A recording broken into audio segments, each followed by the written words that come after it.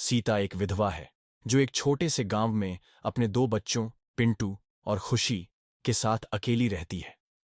उसके पति की असमय मृत्यु के बाद उसका जीवन संघर्षों से भर गया है।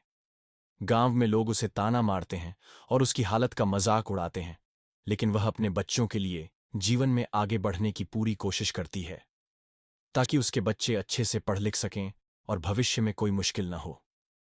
सीता की जिंदगी में एक नया मोड़ तब आता है जब उसकी मुलाकात गुलाब से होती है। गुलाब एक समझदार और मददगार व्यक्ति है जिसे अपनी पत्नी की मौत के बाद अकेलेपन का सामना करना पड़ रहा है।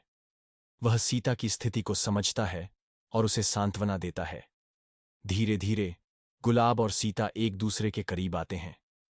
गुलाब सीता को प्रस्ताव देता है कि वह उसके बच्चों के लिए एक पिता की भूमिका निभाएगा ताकि उसके बच्चे भी एक अच्छा पालन पोषण प्राप्त कर सकें।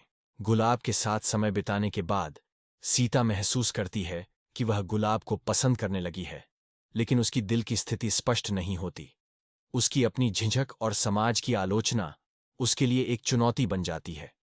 दूसरी ओर पिंटू, चमेली का बेटा, गुलाब से नफरत करने लगता है क्योंकि उसे लगता है कि उसकी मां गुलाब के कारण उसे नजरअंदाज कर रही है।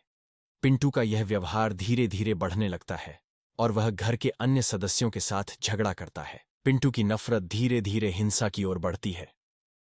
वह अपनी मां और अपनी छोटी बहन से नफरत करने लगता है और अपनी छोटी बहन पर हमला करने की योजना बनाता है। एक दिन वह खुशी को घर के बाहर एक खतरनाक जंगल में ले जाता है और उसे चोट पहुंचाने का प्रयास करता है।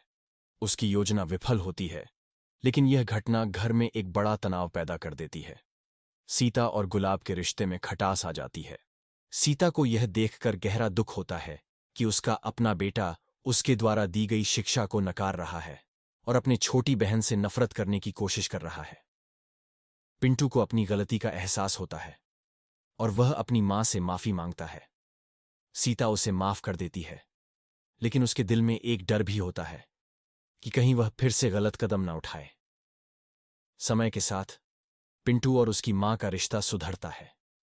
गुलाब भी समझता है कि पिंटू को समय चाहिए और वह उसे पूरी तरह से स्वीकार करता है। सीता और गुलाब के रिश्ते में पुनः विश्वास बहाल होता है।